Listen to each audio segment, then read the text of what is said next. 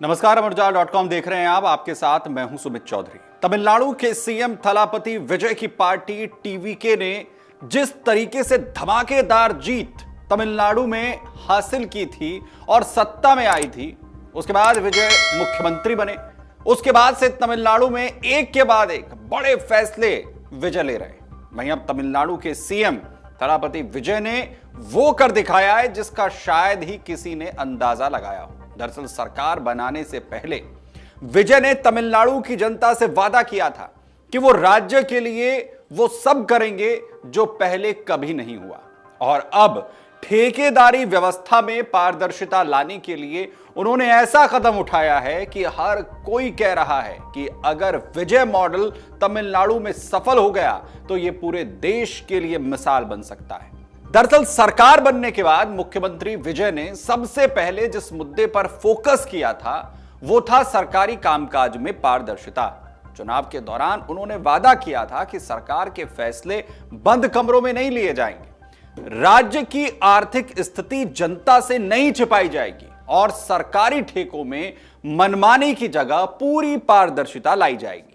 मुख्यमंत्री बनने के बाद विजय ने राज्य की वित्तीय स्थिति का ब्यौरा सार्वजनिक किया और बताया कि तमिलनाडु पर करीब 1 लाख करोड़ रुपए का कर्ज है और इसी के साथ ही उन्होंने सरकारी ठेकों की व्यवस्था बदलने की शुरुआत कर दी। नई सरकार ने सबसे पहले उन टेंडर्स पर रोक लगाई जिन्हें पहले से तय माना जाता था या जिनमें कुछ चुनिंदा ठेकेदारों को ही फायदा मिलता था। अब नियम बनाया गया है कि शहरों के विकास, सड़क निर्माण और दूसरे सरकारी प्रोजेक्ट्स के सभी टेंडर ओपन बिडिंग के जरिए होंगे, यानी जो भी ठेकेदार सबसे बेहतर और सबसे कम लागत वाली बोली लगाएगा उसी को काम मिलेगा। सरकार का दावा है कि इससे भ्रष्टाचार पर रोक लगेगी और सरकारी खजाने की बड़ी बचत होगी।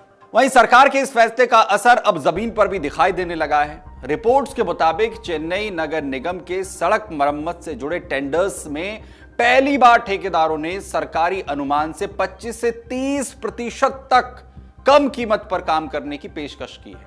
यह बदलाव इसलिए भी बड़ा माना जा रहा है क्योंकि पहले यही ठेके सरकारी लागत से ज्यादा कीमत पर दिए जाते थे, यानी सरकार जितना अनुमान लगाती थी उससे भी ज्यादा रकम इन पर खर्च हो जाती थी। वहीं अम्बत्तूर इलाके का एक उदाहरण समझ लीजिए, इस बदलाव को और साफ कर देता है। यहां सड़क सुधार के एक प्रोजेक्ट की अनुमानित लागत थी 25 लाख रुपए जो तय की गई थी। इस टेंडर में कुल 9 ठेकेदारों ने हिस्सा लिया। इनमें सिर्फ एक ने सरकारी अनुमान से अधिक कीमत मांगी, जबकि बाकी 8 ठेकेदारों ने कम रकम में काम करने की पेशकश की। आखिरकार जिस ठेकेदार को काम मिला उसने सरकारी अनुमान से करीब 26% कम कीमत पर काम करने का प्रस्ताव दिया। इससे इस प्रोजेक्ट की लागत घटकर लगभग 17 लाख रुपए रह गई और नगर निगम के करीब 9 लाख रुपए बच गए। ऐसा सिर्फ एक इलाके में नहीं हुआ है। टोंडरियापेट में भी एक बड़े प्रोजेक्ट के लिए ठेकेदारों ने सरकारी अनुमान से करीब 25% कम कीमत की बोली लगाई। वहीं सोलिंगलूर इलाके में कुछ टेंडर्स में बोली सरकारी लागत से 36% तक कम पाई गई। हालांकि इतनी कम कीमतों ने अधिकारियों के सामने एक नई चुनौती भी खड़ी कर दी है। अब सवाल यह उठ रहा है कि कहीं कम कीमत के कारण काम की गुणवत्ता से समझौता तो नहीं होगा। सरकार का कहना है कि गुणवत्ता पर पूरी निगरानी रखी जाएगी और किसी भी तरह की लापरवाही बर्दाश्त नहीं की जाएगी।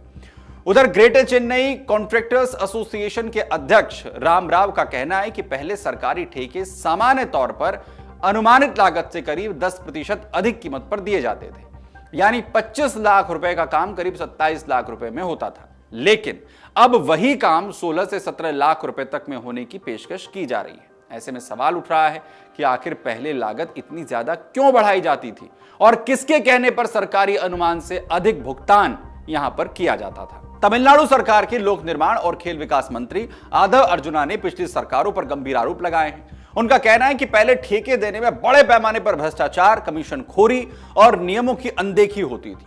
कई ठेकेदारों से पैसे लेने के बावजूद उन्हें काम तक नहीं दिया गया। लेकिन अब नई सरकार ने यह साफ कर दिया है कि किसी भी ठेकेदार से कमीशन या रिश्वत नहीं मांगी जाएगी और हर टेंडर पूरी पारदर्शिता के साथ दिया जाएगा। सरकार के इस फैसले की आर्थिक विशेषज्ञ सराहना भी कर रहे हैं। कई वित्तीय विश्लेषकों का कहना है कि ओपन बिडिंग सिस्टम लागू होने के बाद ठेकेदार अब वास्तविक लागत पर काम करने को तैयार हैं, क्योंकि उन्हें किसी तरह का अतिरिक्त कमीशन नहीं देना पड़ रहा है। कुछ एक्सपर्ट्स का दावा है कि पहले जहां पर कथित तौर पर 30 से 40% तक भ्रष्टाचार की गुंजाइश रहती थी, वहीं अब यह व्यवस्था काफी हद तक खत्म होती हुई दिखाई दे रही है। हालांकि इस मॉडल के सामने सबसे बड़ी चुनौती गुणवत्ता बनाए रखने की है। अगर कम कीमत में भी सड़कें, पुल और दूसरे सरकारी प्रोजेक्ट तय मानकों के मुताबिक पूरे हो गए तो यह मॉडल सिर्फ तमिलनाडु ही नहीं बल्कि पूरे देश के लिए एक नई मिसाल बन सकता है। लेकिन अगर लागत घटाने की होड़ में निर्माण कार्य की गुणवत्ता प्रभावित होती है तो सरकार के सामने नए सवाल भी खड़े हो जाएंगे। फिलहाल 1.5 महीने के भीतर मुख्यमंत्री थलापति विजय की सरकार ने पारदर्शिता और ओपन बिडिंग को लेकर जो शुरुआत की है उसकी चर्चा पूरे देश में हो रही है।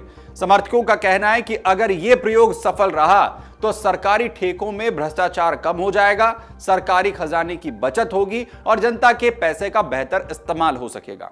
अब सबकी नजर इस बात पर है, क्या विजय मॉडल वाकई तमिलनाडु में कामयाब होता है और क्या आने वाले समय में दूसरे राज्य भी इस मॉडल को अपनाने के लिए मजबूर हो जाएंगे।